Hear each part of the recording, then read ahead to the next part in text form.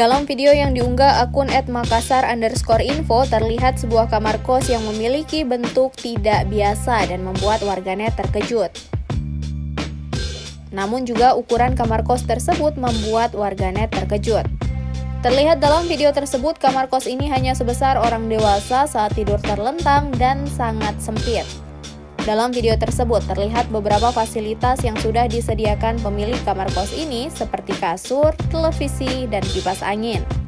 Sangat sempit sehingga kamar kos ini tidak bisa dihuni 2 orang. Pasalnya kamar ini hanya sebesar badan orang dewasa untuk istirahat. Kamar kos dengan ukuran yang sangat sempit ini lantas viral dan mendapatkan berbagai komentar dari warganet di Instagram.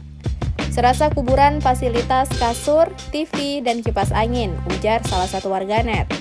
Unggahan video yang memperlihatkan sebuah kamar kos dengan ukuran yang sangat sempit ini lantas viral dan mendapat lebih dari 27.000 like.